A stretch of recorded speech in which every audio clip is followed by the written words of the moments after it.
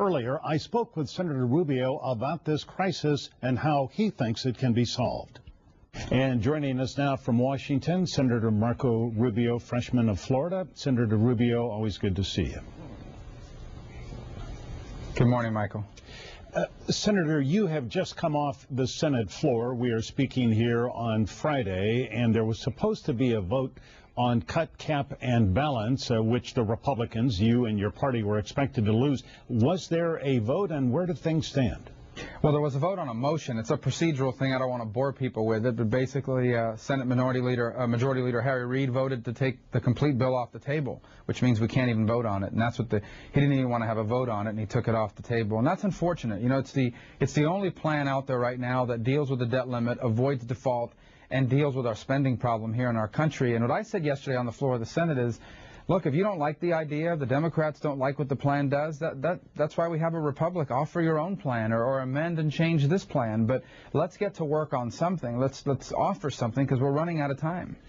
You know, Senator Rubio, I suspect, and probably you have heard from constituents, a lot of people here in South Florida, I suspect across the country, are watching what is going on in Washington between the White House and Congress, Republicans, Democrats, with a sense of desperation and anxiety, and are saying, look, this is an onrushing train coming to crash and bring down our economy if the debt ceiling is not raised, along with some other things. And what are they doing in Washington? So what are you all doing in Washington? Well, first, I understand that frustration, and the first thing we have to do is define what that train is, because the train is not the debt limit. The debt limit is the easiest we're dealing with, and I don't get this from my own opinion. There are three organizations in the world that basically give governments their credit rating, and all three of them are saying the same thing. They're saying, yes, you need to raise your debt limit because you need to borrow money in order to make your payments to your bondholders, which, by the way, in and of itself is problematic. Just think about it. We borrow money to pay the interest on other borrowed money,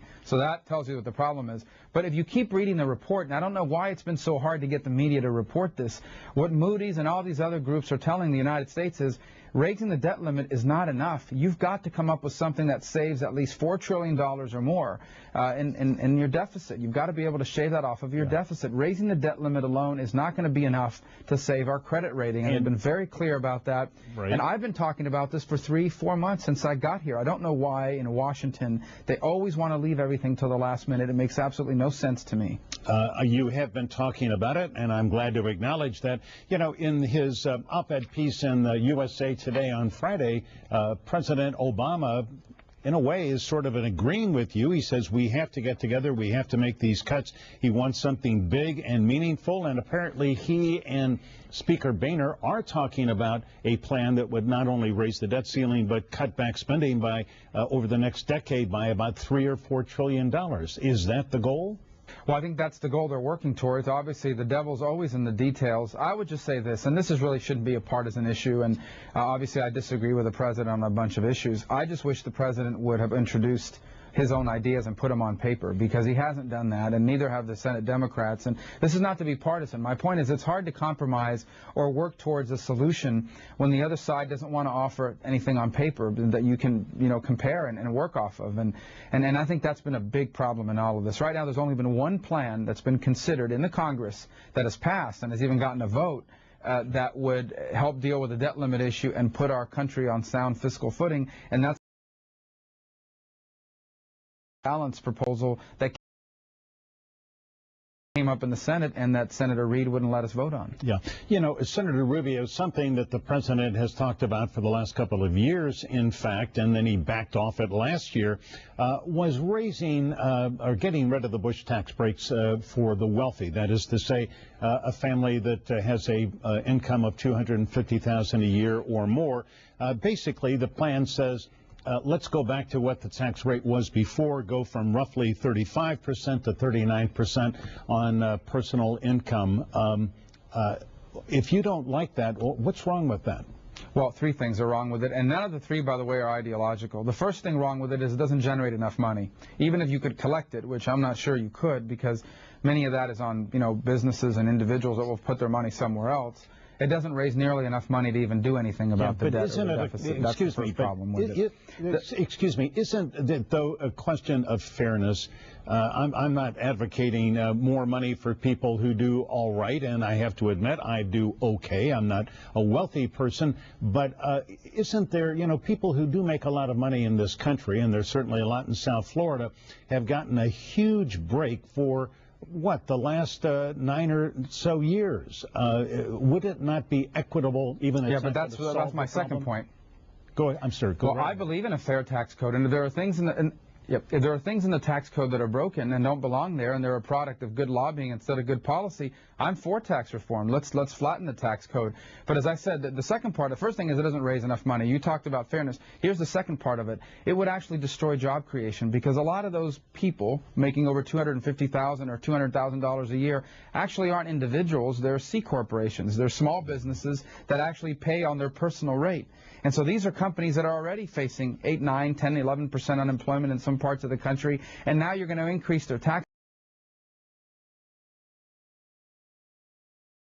Likely that they're going to create jobs, and that's my second problem with it. So it doesn't solve the debt problem, but it contributes to unemployment, and that's why I don't think that's a solution. It's not an ideological objection to it. It doesn't get us to where we want to go. In fact, earlier this year, when the president agreed to extend the Bush tax cut, the president at his own press conference said that the reason why he was doing it was because the United States had a 9% unemployment rate, and now raising taxes was the wrong thing to do. That's what he said 9 months ago when he agreed to extend the tax cuts that he now wants to repeal. Well, unemployment is still at 9%. And so I'm against raising these tax rates because I think they will make unemployment worse. And right now, although the debt is the #1 issue in Washington, the lack of jobs is the #1 issue in America. We can't do anything that makes that worse. Let me just ask you one basic question here, and then I've got some other issues I want to ask you about. August 2nd is the deadline. We certainly don't want to push right up to August 2nd, but is the debt ceiling going to be lifted so that the United States does not default on its obligations? Well, the answer is I don't know. I believe there will be a solution. I don't think the United States can or should default on its obligations. I also don't think the United States can continue to move forward the way it funds government now. And again, what matters here is what these rating houses tell us, because what's at stake here is the full faith and credit of the United States, which means our credit rating. And what the people who give us our credit rating are saying is, yes, you need to raise your debt limit, but you also need to solve this problem, that our big issue is not the debt limit, our big issue is the debt. And I hope that we can begin to put in place a plan that begins to deal with the debt. I've been asking for that since I wrote an op-ed piece, an opinion piece in the Wall Street Journal 5 months ago, outlining the things I thought we needed to do. And we're a week away, and none of those things have happened yet. And I'll keep doing my part. I hope I can make a difference. All right. Senator Rubio, the GOP presidential race is starting to get really heated up, looking staying governor of Texas. Looks like he is about to jump into this, and some of the other candidates, several of them have said, gee, I'd love to have Marco Rubio as my running mate. So I know you've spoken in the past on this. Let me get you on the record again. Are you at all interested on being on a presidential ticket as the vice presidential candidate? No. I'm not, and I've said I'm not going to be the vice presidential nominee, and in fact, I'm really focused on this job. I wanted to be a United States Senator because I thought I could make a difference, and if you look at these debates that we're having, a lot of it's happening right here on the floor of the Senate. So I like the job I have. I think it's won't be here forever, but I do like the job that I have, and I want to make a difference and not just represent Florida well, but also do something good for our country. So I'm not going to be the vice presidential nominee for the Republicans. All right, Senator.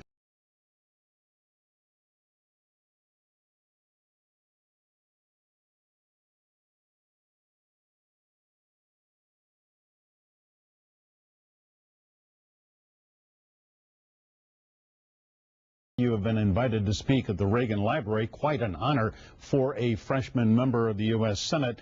This will be, I believe, your first speaking engagement outside of Florida since you got to Washington. Have any idea what are you going to say out there at that occasion? Well, first, I'm very honored by it. Nancy Reagan actually called us personally and made that invitation back in November. So I'm very honored to have the opportunity to do that. I grew up during Ronald Reagan's presidency, and in so many ways, many of my political thoughts and views were formed during that time under his leadership. And I think that really what the speech's core is going to be about is the role of government in America, what the role of our government should be, what the proper role of our government should be, and by the way, our republic.